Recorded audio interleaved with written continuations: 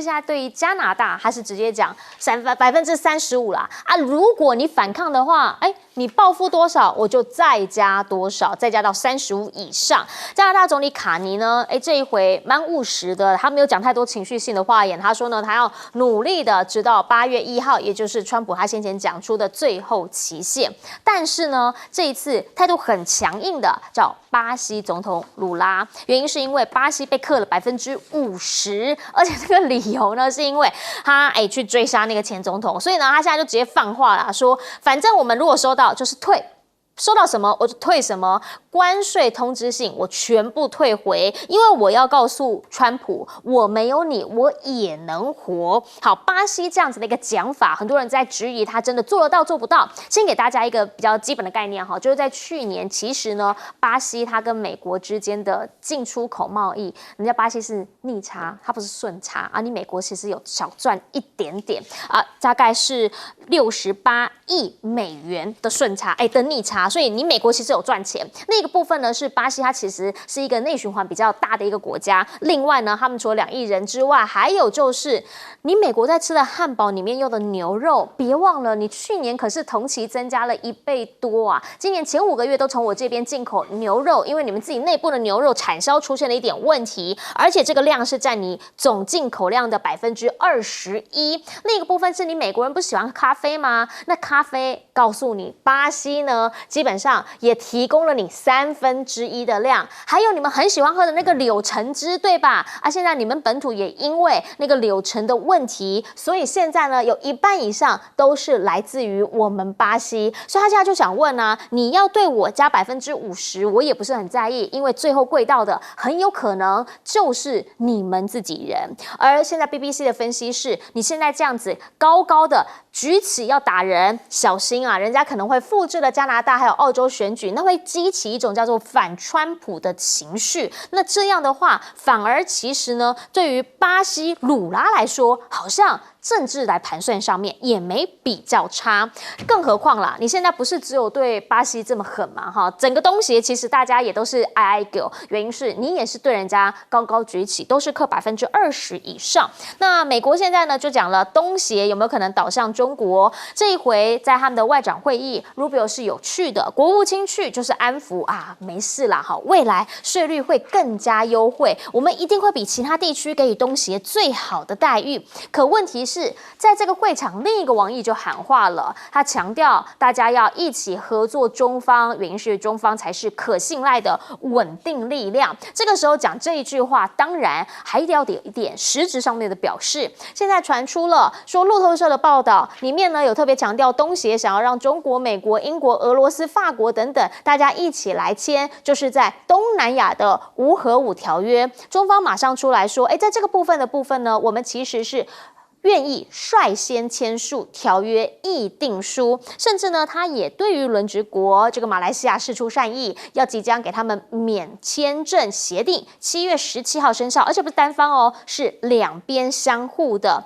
更何况，川普你不是只有第1局的那个关税战，你后面还不知道有几站，最新一站叫做铜，他要对铜加征50%的关税。大陆外交部就直接讲啦，这个叫做滥施关税，不符利益。而且啦，你也必须要理解一件事，就是美国的铜大部分其实是进口的。好，那如果说呢，你在现在要对于铜加征50%的关税，你想一想，中方其实可能会偷笑因为你们的 AI、你们的电动车这些难道都不需要用到铜吗？你们的基础建设都不需要用到铜吗？那你又加了关税，国内的业者扛得住吗？所以有的时候他的做法，其实用一个比较直觉性经济学的理念来看，你会看不太懂。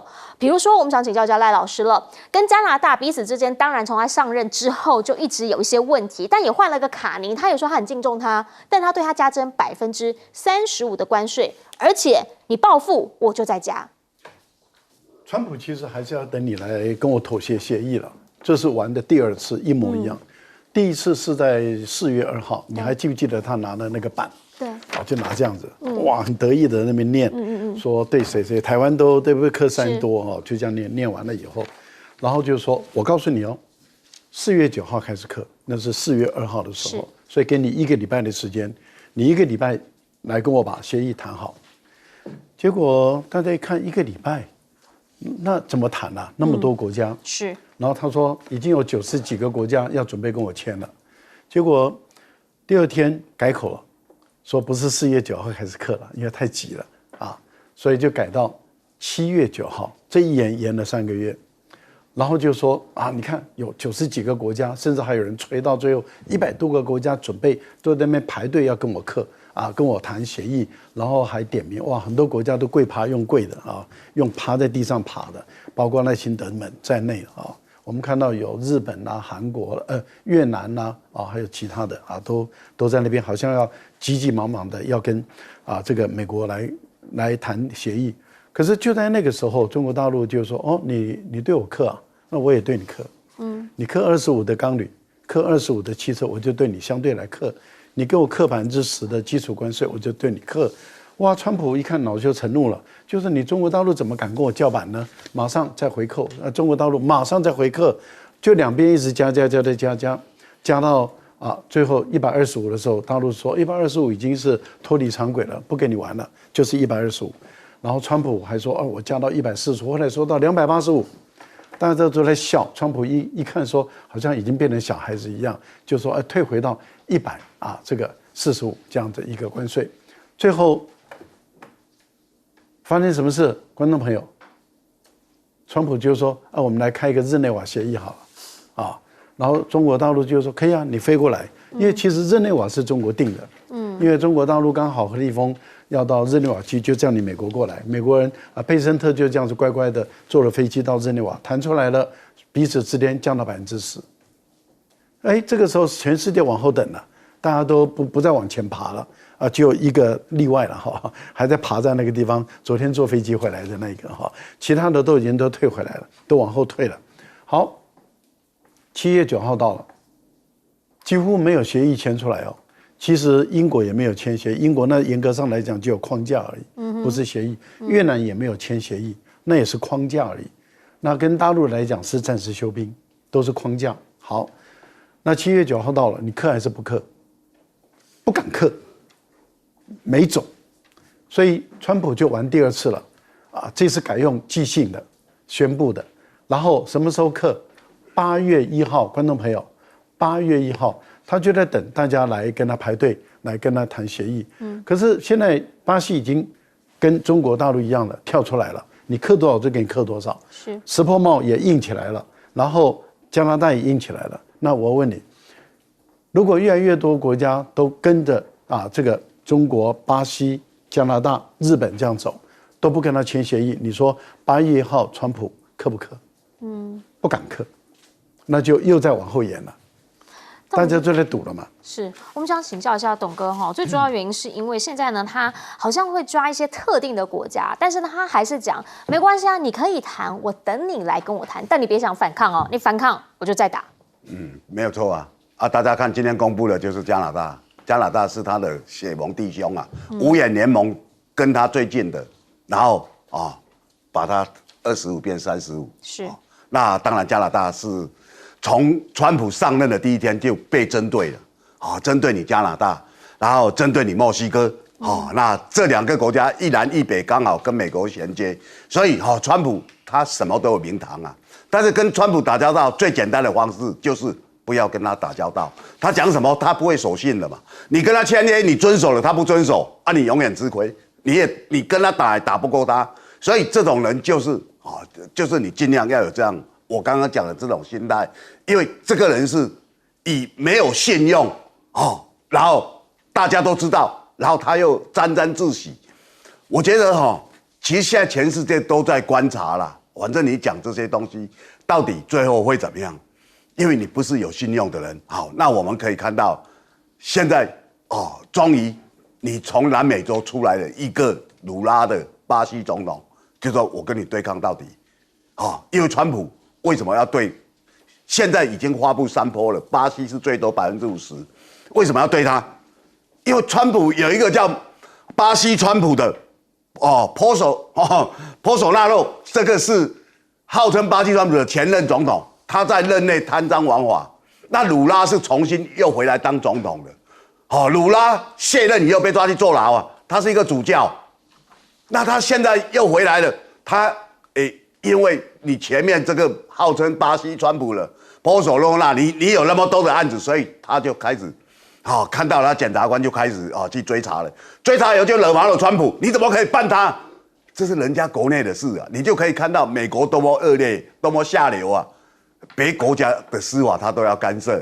那现在看，现在巴西被课高关税，就是因为现任总统他要求司法针对了这个波索罗纳，这个看到了，可是你要看其他国家也没有什么好处啊。譬如说，我们台湾最应该当做参考是日本跟韩国啊，日本跟韩国在我们周遭，那对美国是百依百顺对美国说我们一起来对付中国大陆，所以我们组织晶片的 F4。然后我们亚洲、澳洲这些印太，他们也通被拉进来，不管是武力的、经济的，还有科技的对抗，他们都配合美国。那他们的下场是什么？下场大家看到25啊，所以没有好下场啊。他们甚至把国家的主权拿出来，让美国的军队去驻扎，结果川普还每天骂他：我们在保护你，我们军队是在保护你呢，对不对？你们要交保护费。川普对台湾其实最重要的一句话啦。川普说：“台湾这么有钱然后又要我们保护，你应该给保护费啊！你还偷走我们的经验。”各位朋友，我讲述了这些话川普讲快10次了，表示这是内心里面认定台湾非常有钱。那我怎么会不克你呢？你们需要我保护要给钱，因为我们美军没有去驻扎，但是你要我们保护，我们还是有一些责任，你给钱。然后呢，你们偷走我们的晶片，哇！这个大家可以看到，所以他从来没有一句好话。那我们现在这个人回来了，能不能给我们一个答案？不是反黑箱吗？那所有的答案应该给老百姓知道，协商的过程也不知道，有没有结果也不知道。你总告诉我们一下嘛。你说没有结果，也是一个答案嘛。是，来请教一下小舰长怎么看？刚刚董哥讲到川普川普的特色是什么？川普的特色，他永远不变的就是永远在变。那这是什么意思呢？这个也就是他为了达到他的目标，不断的法夹弯，然后遇到可能的困难，他就知难而退。所以他说他是Taco一点都没有错。而且如果我们看看他曾经写过的书交易的艺术里面就写了，不断的努力，不断的奋斗，就是不断的法夹弯，直到达到目标为止。这就是川普。所以我们现在看到任何的状况，大家都不要太怀疑那我刚刚讲到有关于巴西的问题巴西的问题呢，其实他用关税来对应那个巴西的川普，也就是波索纳洛。那这个就是堂而皇之的介入他国内政，利用关税。但是为什么巴西没有在怕？这个就是刚刚主持人说的，那我有图有真相也就是我们看到第一个看到美国的进口跟出口的数量其实是差不多的，而且这第一名的不是美国，第一名的是中国，而且数量整整多了1.5倍。也就是说，真正巴西靠的不是你美国，所以美国不要再往脸上贴金了。巴西真正的这个最大的贸易伙伴是中国大陆，而且还在持续增加。那至于说呢，我们讲到这个关税其实这个关税的问题反而让大家看清楚了美国，看清楚了川普。也就是说，其实我们现在看到他们这样子变来变去，改来改去，而且刚刚这就是赖老师讲的无条件进入，它是无条件进入的。那其实我帮它就分成3类也就是最不听话的，那这是一类那另外呢，例如说我们看到辽国跟缅甸，这是一类，克的就非常多。那这里还有我们刚刚讲的介入他国内政的部分，这是巴西。另外这一个克到32%到35%的这一类是什么？这一类就是不听话，而且呢是红色供应链的一部分，或者是你非常不听话，例如说像加拿大在这个里面，例如说塞尔维亚也在这个里面，接下来的都是20%。那也就是说，我们现在看到这个状态啊，也就很清楚了。川普是在利用关税来进行他的一个地缘战略的改变。那这个改变到底有没有效呢？没效。为什么？因为大家都知道你是这样弄，然后知道你是这样弄的话，而且大家反而会更快的朝向金砖国家，朝向中国大陆进行整合，因为只有在金砖国家，只有在中国大陆的公平贸易之下，自己国家才能前进。自己国家如果不前进，你还记得我们刚刚也有讲AUKUS之前的这一些领导人无论是英国的，无论是澳大利亚的，是不是都下台了？是啊，所以人民会选择出路，选择正确的领导人。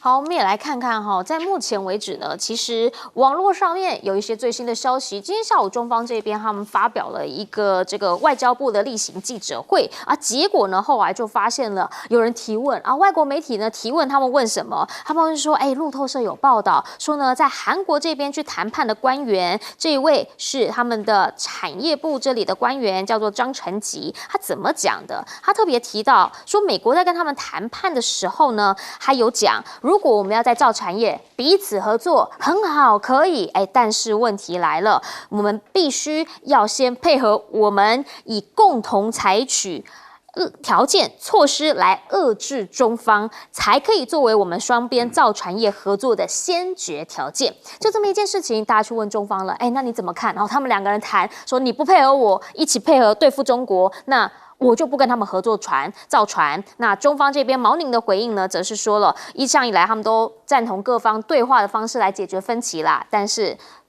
不应当损害第三方。这个呢，其实他们已经有话在先。但对于川普来说，你认为他是一个这么体制内的人吗？简单讲啦，即便他做东，他有的时候那个心情写在脸上。比如这一次非洲峰会，好不容易看到了美国总统川普能够跟他好好讲话，结果没有想到好像没什么礼貌呢。看看他当时发生什么事。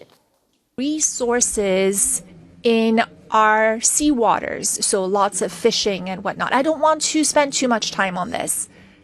I appreciate it very much. I appreciate it. Maybe we're going to have to go a little bit quicker than this because we have a whole schedule. If I could just say it's, your name and your country would be great. Thank you, please.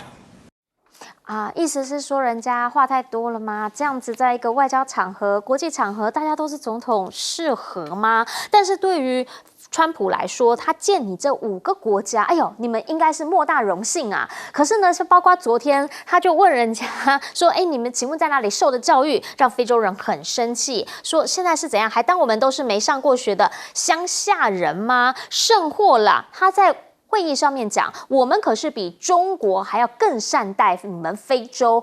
但是对于非洲人来说，他们真的是这么认为吗？其实呢，在这个会议上，大家对他也是非常客气，你知道吗？因为你看看他们里面呢，还有多位领导人都是表示我们支持你获得诺贝尔和平奖，因为那个纳塔尼亚胡提名他了嘛，我们很支持你，甚至还说呢，这个是当之无愧的奖项。人家都讲到这样了，你也还是一样的待客之道啊。只是大家也知道，他都很喜欢听好听话，比如说先前吕特有讲说爸爸嘛，他也在那边拿出来开玩笑，好像也很开心。彭斯呢，也曾经在那个会议上，有人帮他算了一下，每12秒就称赞他一次。但是这一些真的对于川普来说，有实意吗？作为一位总统，什么才是更重要？取决或者是决定的事情，应该是在更大的事件上。比如说，现在跟中方要好好的来谈判了。时间点呢，也是美方这边传出来说，应该是在8月初。那中方这里的回应就是说我们现在都是各个领域大家希望相向而行，我们会好好谈。只是在8月初之前，目前有一个时间点是7月17号，下个星期三，黄仁勋呢会到北京去，他要参加的是一个供应链促进博览会。据说他有可能会见到高官，他想要见的是李强。好，在出发之前，他去跟川普吃饭了。这次呢，他要去参加这个会议，很多人都在讲啦，应该是为了他自己未来即将要发一个新的晶片，希望说呢能够卖到中国去。但川普这个时候跟他见面、跟他吃饭，是不是也有想要请他带些话过去呢？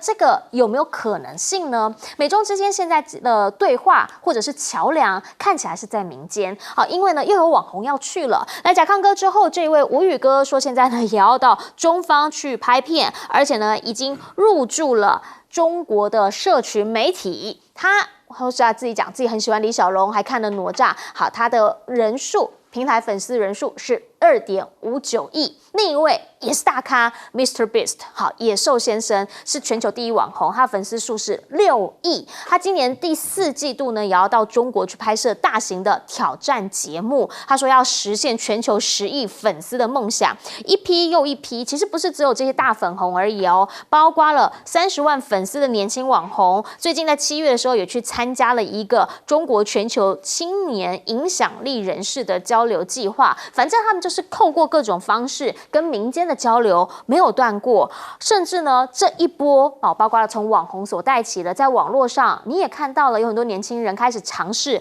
皮蛋，说呢皮蛋甚至在美国供不应求。我看到这个新闻的时候，我真的是大大的问号，因为我以前室友真的都不敢吃皮蛋。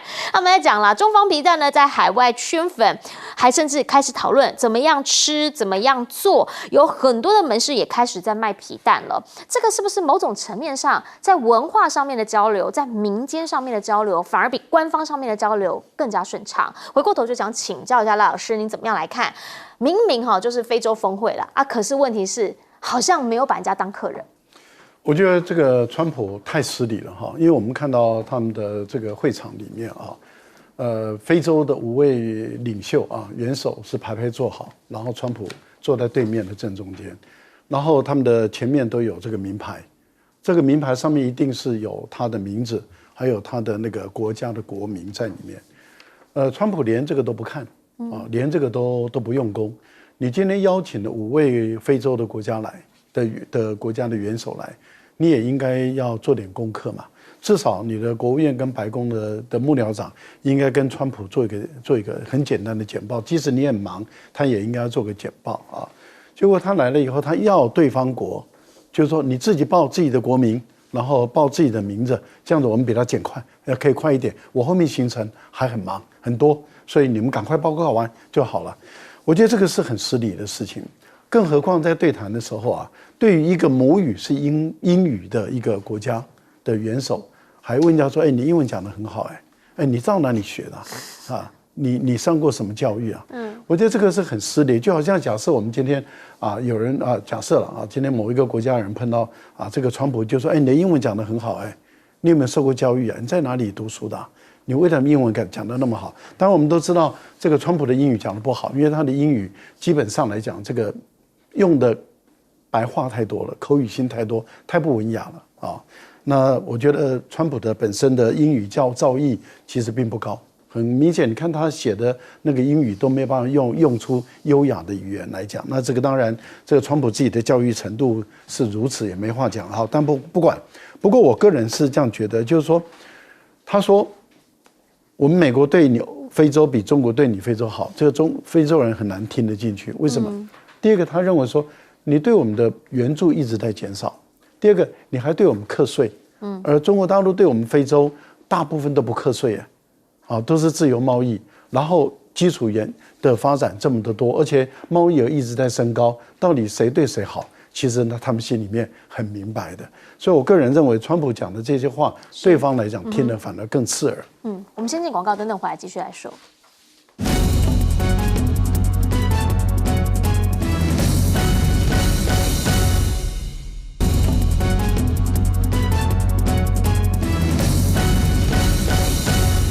好，我们说美中之间呢，现在应该会继续谈，可是在这个节骨眼上，黄仁勋要去北京，来请教董哥，您怎么看？对因为现在全世界被川普弄得大家都很乱那8月1号以后还会继续谈，我跟你讲，到川普卸任之前都还在谈，我不骗你，因为这是他的乐趣。也太久了，他现在第1年呢。对，这是他的乐趣嘛，他觉得这样玩弄你。他玩弄别人很开心，霸凌别人很开心嘛。非洲你们这些黑人，我就是羞辱你。他当然知道这是一个羞辱，但是你们对我不怎么重要，赶快把名字讲一讲，国名讲一讲，让我知道一下，这个就是羞辱。南非的总统来跟他会面，应他的约来骗他，拿刚果的照片说你们南非屠杀白人，他是反正。他跟我们那个团结十讲那个家伙没什么两样了。我真的这样讲，我看不起这个。但是我跟各位讲，川普现在他有一个目的，这个目的是什么？12月10号，奥斯陆要颁诺贝尔和平奖。那现在纳坦雅胡巴结他，就把他推荐上去。那大家也知道，现在这些战争其实川普都没有办法让他停止嘛，所以他现在努力在让纳坦雅胡说。你这边停止，俄罗斯我大概搞不定了，反正普丁又不听我的。他如果搞定一个战争，他就可以说我拿到诺贝尔和平奖。那和平奖是奥巴马那时候上任马上就拿到，那一年就拿到了，他很羡慕。好，那我们来讲，现在为什么黄仁勋去找他？因为黄仁勋觉得说，你把我的东西献了，我其实很多东西我还是要跟北京有交易嘛，所以我先跟你打个招呼啊，你到时候协助我的话。我会给你好处的，绝对是这样。好，我们先进广告哈，等等回来要请小舰长帮我们做总结。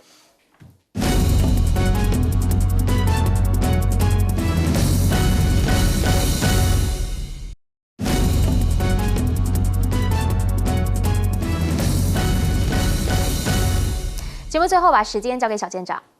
我们谈到啊，这个川普竟然要非洲的这一些领袖来报他的国民啊。我们来讲这件事的时候，我们回想一下当年的宋省长。宋省长到任何一个乡镇哦，他都是会先做好功课，有那一个乡镇首长的名字，然后还有他会会见到其他的哪些人，除了名字之外还有照片，那免得等一会儿握手的时候叫错名字。另外还有这个家族最近有什么样的喜事。最重要的是，上一次宋省长来的时候，他承诺了什么，然后他现在的执行进度到哪里，所以人家才会成功啊！你川普你现在就仗势欺人，那我们就来看啊，这个事你不一定能够撑多久。我们看到这是去年9月5号的。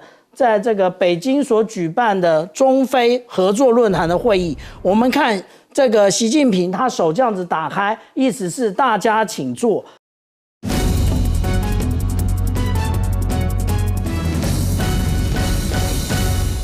大家午安，我是陈燕莹，欢迎来到新闻大白话。接下来这1小时国内外大小事，要用您听懂的话说给您听。现在介绍这1小时来宾，首先介绍是资深媒体人董志森，大家好，以及国际政治专家赖玉乾老师。主持人好，观众朋友大家好。还有前海军舰长吕礼师。主持人好，各位观众大家好。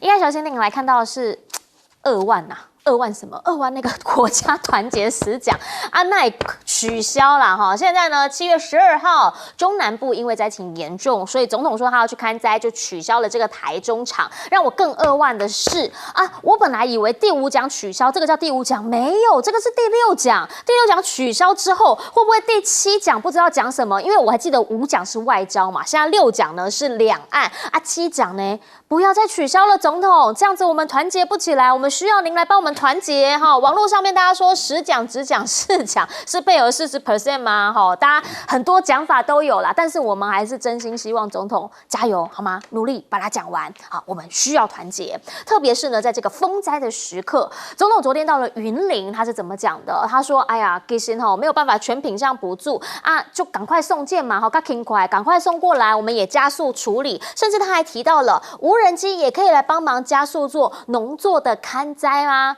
但是报告总统，有关于无人机勘灾这件事情，9年前嘉义县就已经有导入过了，而且呢，那个时候还特别上了新闻，说显著成效。所以呢，我们就想问一下总统，可能是在意啦哈，现在有没有加入 AI 啊等等其他的这个部分？有的哈，但是我们要求的还是希望能够无差别对待，让云林县这边农民也可以全品项的来，不需要免现勘的接受这些现金的补助，毕竟他们真的很辛苦啦。其实呢。呢，在目前天灾之后，很多人在问的是，对于总统来说，他可能真正在意的是什么？还是726的这场罢免选举吗？因为呢，抗中保台现在好像仍旧是关注焦点。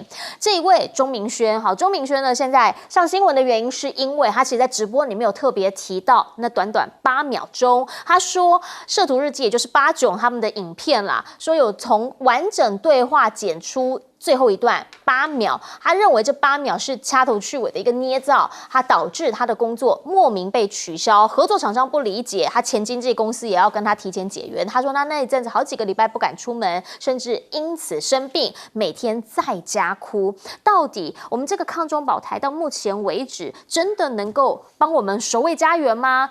或者现在更重要的事情，其实是如何守卫家园？挡住关税这一战，因为你看看我们旁边的日本，日本其实跟美国不好吗？超级好，但日本现在呢是被无情的加征关税，让石破茂直言说，不管怎么样，不能被人家看扁。来看看他怎么说。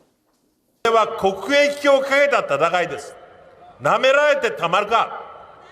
私たちは言うべきことはたとえ同盟国であっても。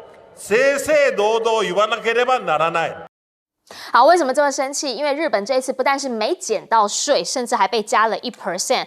邻国南韩，除了说呢，今天有这个美国智库出来说要撤他50%的驻韩美军之外，他们呢其实也是25%。加拿大还反而被加了10%，变成35%。所以我们就想问，在这一战，台湾能够好好度过吗？因为现在看到了行政院这边一直跟我们讲的，不会啦，谈得很好啦，哈，这个郑丽君他们人都还在华府持续的在对谈当中，但谈是谈有用吗？我们想知道的是实际的状况，就像是商总这边也都出来讲说，我们想要不是氛围而已，我们想要的是实际情况，因为我们眼看东南亚这边越南，为什么到现在川普说谈好了，但一直没签？因为越南说的谈好是11%，结果川普给人家变成了20%。知情人士出来讲的，说这个让越南这边真的是当场傻眼了。现在呢，川普甚至讲说，其实他也不是所有的国家都会寄信，剩下的那一些国家预计是15%或者是20%。那网络上呢又再洗一波，说哎呀，这样看来台湾关税就会落在15%或者是20%啦。可是即便很多人都这样讲，我们比日韩都低，我们很有竞争力等等，你有没有算汇差啊？我们台币其实涨到目前为止到29块，汇差这个汇损15%，你加一加，是不是其实也没有太便宜呢？更何况目前我们说要放行什么美牛内脏、绞肉、猪肾来计值比照国际，这个是以前你们民进党说绝对不能放手的，现在说哎呀，我们以10% 为目标，我们也开始考虑要放行啊，又或者汽车关税，以前说怎么样都不能降的，现在不是大幅调降而已。还有人说呢，美国这边要求的是零关税，所以让在地的业者其实都很担心之后到底会怎么样。目前呢，其实对于两岸之间以及美中台之间，大家看到的就是这个关税角力之外，也看到了中美之间有关于稀土这一块。好，现在呢，美国这边讲了，如果你要从泰国或者是墨西哥转运进口稀土的话，他们现在通通都要抓漏。原因是因为发现啦，从去年12月到今年4月，从泰国、墨西哥进口到美国的稀土，哎呦，多了3800多公吨呢，是过去3年的总和啊！这个真的没问题吗？他们就讲了，这个真的让他们无法相信啦。另外呢，在大陆这个半官方媒体日月谈天则直接讲了，说现在管制台湾的8家企业，其实就是反制台湾禁运华为，就这么一件事情。但是现在禁的这8家企业，有没有可能也包含了稀土项目？有没有可能最后会影响到我们的半导体产业，或者是其他的汽车供应链？这个都是大家很在意的问题。而这一块，政府准备好了吗？政府知道发生什么事了吗？回过头就想请教一下董哥，您怎么样来看啊？有关于这个第6奖，现在又再次取消了。第6奖取消跟第5奖取消理由是一样的，就是台风嘛。那现在是灾情我们再重新整建哈。那总统这个时候去讲，人家会讲说你在搞选举，搞罢免，那对他来讲会有一些负面的。那当然网友酸他敲锣，希望他赶快讲，那是一个揶揄啊。因为赖清德前面4讲都讲了违背史实然后穿着附会，那很多东西根本都不是对的，那他自己得意洋洋包括党内的人都觉得不以为然，因为你越讲越糟糕对整个罢免来讲，它是一个负面的，所以我们看到了在这个节骨眼，赖清德他要做出一些动作。那这个动作里面当然他到地方看灾里面也隐含了选举的动作，所以你可以看台南是最明显的台南最明显，台南他是要去拉抬他的邻近县嘛，要去打压陈廷辉，那其他县市就慢慢的去。我们今天看到，其实这一幕他对很多人来讲会觉得说，哇，这次变得比较复杂是怎么样？因为这次有大灾难的，大概都是民进党长期执政的县市，赖清德选总统，这些县市拿的选票大概都50%以上，所以是非常强的。可是他这次刚好遭到台风的肆虐，那让我们看到了很多民进党的真面目。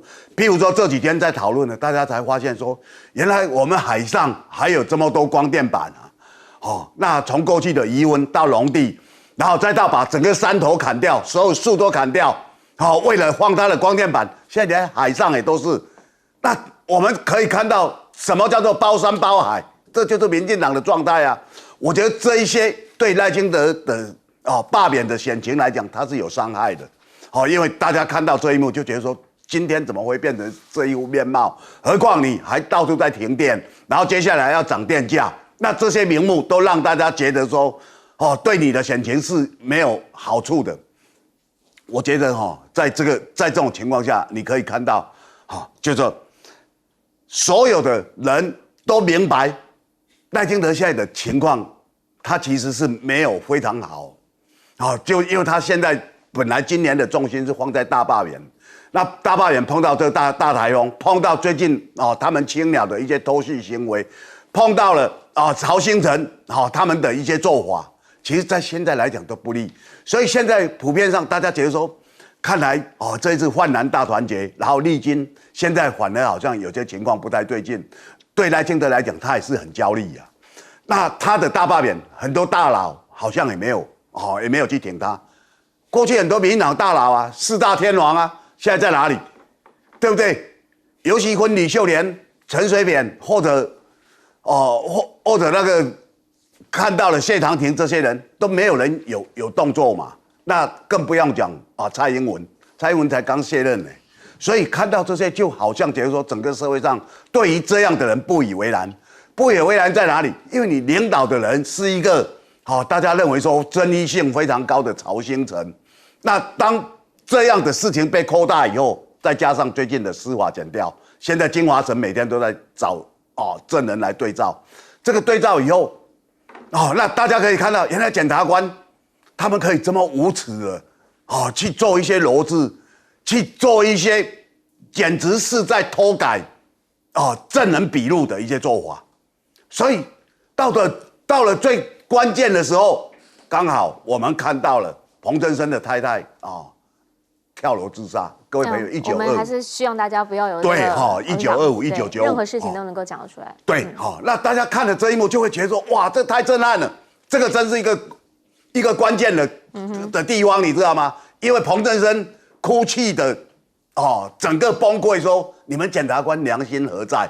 然后大家在比照了最近检察官的这些动作，所以一件接一件，我觉得这个就是让人民看到了，那赖清德现在做什么事情都变成让大家看了就比较不顺眼了，尤其又有灾情，你到了都是你的铁票机，铁票机的老百姓正在干嘛？他看到了他的山林破碎成这样，电还在停，现在还有3万人在停电，你怎么去对老百姓交代？他们怎么挺你？其实现在的政局很有可能会因为1-2个消息而会有一些政局上面的改变。好，一个下午的一个新讯息了，我刚刚看到的是这个沈晶晶现在因病申请拒保停押，北院裁定1亿元的现金，还有2亿元的人保交保。另一个讯息呢，则是一个独家，是泰报这边的独家，他们说有读者看到郑丽君上飞机了，7月10号当地清晨上飞机，所以12号可能会回到台湾。关税谈好了吗？这个其实是大家现在最关心的一件事情，因为我们看到了日本，看到了韩国，看到了越南，大家一惊呢。来请教赖老师。上飞机不代表谈好，可能是结束而已，也可能是不谈啊。但是我们看到川普的一个做法啊，我觉得这个四舍五入啊，那个去其他的数字凑整数，我觉得这个关税太儿戏了啊。例如说你看到了现在公布出来的2波不是20就是25，要不就30、35，要不就40、45。那本来说有24的凑整数变成25有11的凑整数变成20这样的一种四舍五入的一种方法，我们就觉得说对川普来讲，他对于关税来讲太儿戏了。我们都知道关税有时候为了1%或2%大家都争了半天了。是，现在竟然说本来说越南是1%干脆凑个整数20%，那你凑个整数应该是10%嘛，怎么会凑个整数是20%呢？这个对越南来讲，他当然很惊讶，也很错愕。但是我们不要忘了，越南为什么会从11%到20%？而虽然越南说你进口我的都零关税，那为什么会20%？最主要还是越南跟美国的贸易顺差太大。所以对美国来说的话，那对川普来讲，贸易顺差大，当然税课得多嘛。即使你零关税，我也要课得多。那台湾跟美国的贸易顺差也不小那你乐观的估计说是15，我觉得会不会太乐观一点？那如果是20或者25，跟韩国一样，跟日本一样，甚至比日本、韩国高，那你怎么办？那如果说他要求你一方面要对于美国的所有的都是零关税，不管是农产品或者是汽车，所有的都是零关税，但是美国单独对你课15%或者20%的关税。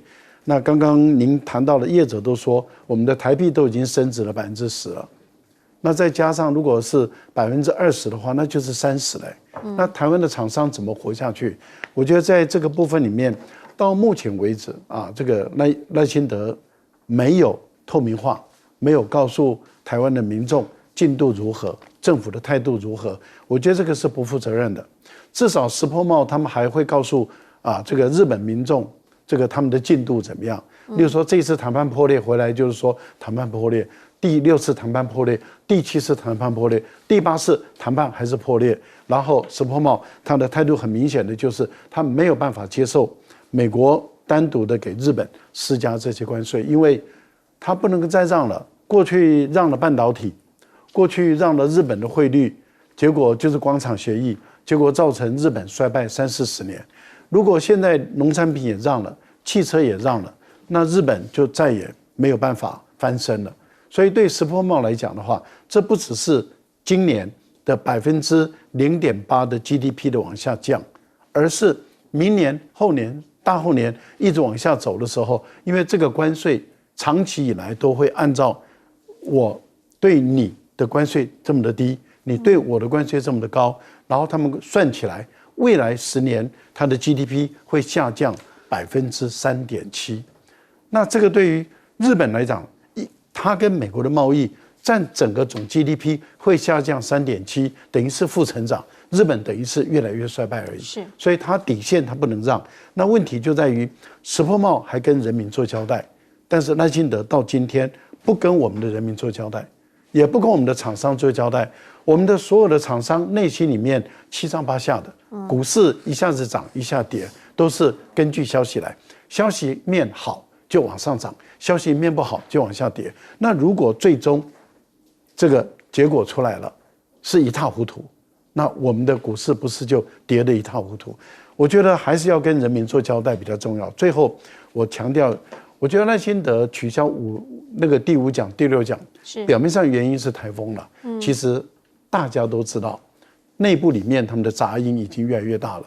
不过以赖清德的执拗的个性他迟早还是会第5奖、第6奖，然后大家就等吧，一定可以等得到你的第5奖、第6奖，媒体一定开心的不得了，因为有太多的文章可以写了。请教一下小姐长。如果我们刚刚看到网媒也就告诉我们说副院长回来了，可能已经谈完了。那到底是结束了还是完了，我们并不知道。那但是呢，我们现在已经听到的传闻也就是有关于美牛的部分开放的部位更多，也就是以前没有开放的内脏以及绞肉，这一次要开放。然后那个猪肾的这一个莱克多巴胺的部分啊，原来呢我们台湾要求的是0.04个 ppm， 那现在要提升到0.09的ppm， 也就是标准也放宽了。那这一个如何影响到我们个人以及我们的下一代？那而只是让这些政治人物得到利益，那这是我们每一个人民都需要考量的。那在讨论这件事的时候，我帮大家唤醒一下记忆啊，也就在2021年的时候，我们不是有4大公投吗？4大公投的时候，这个时候当初的农委会主委，那个时候还叫农委会啊，现在已经叫农业部了。那我们看到陈其仲告诉我们什么？他其实告诉我们的就是，我们买了莱猪，我们就可以进入自由贸易。那蔡英文他的脸书也是如此啊，让台湾产业加入 CPTPP， 过了将近4年了，我们有加入吗？我们什么都没有加入。相对来讲，我们看看中国大陆他们是怎么样管制稀土的？为什么他之前要求，也就是一案一案、一笔一笔的审？因为他知道这里面有猫腻，而且呢，这个里面他要求的也就是6个月。6个月之后，他再审一次，为什么？因为他们怀疑这个稀土其实有透过转运，怎么转运呢？也就是明明是稀土，但是它的标签上写它是铁、它是锌，或者它是艺术品，规避检查。那我们看这个实际上的数量啊，我们就会看到中国出口的数字啊，也就是它的这个深黄色的部分呢是泰国，浅黄色的是墨西哥。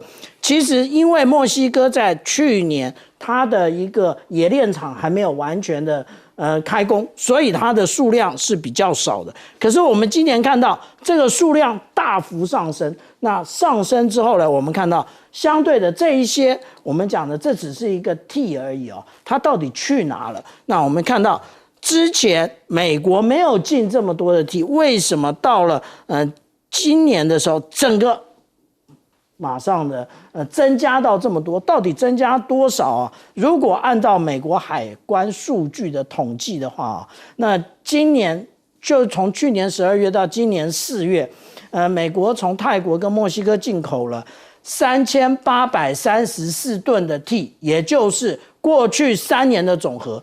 他们知道中国大陆玩真的，所以现在赶快累积起来。我们现在只知道的是 T， 那还有别的啊，还有锗，还有镓，那还有其他中重，稀土到底是怎么样？这个也就是中国大陆为何如此管控的原因。那如果这样子继续下去的话，其实我们看到，真正卡脖子的，也就被卡脖子的是美国，卡到美国脖子的就是中国大陆。对于美国来说啦，关税这一战，川普就是要赢到底嘛，所以呢，他是怎么样定？有的时候大家就想问，是真的有凭有据吗？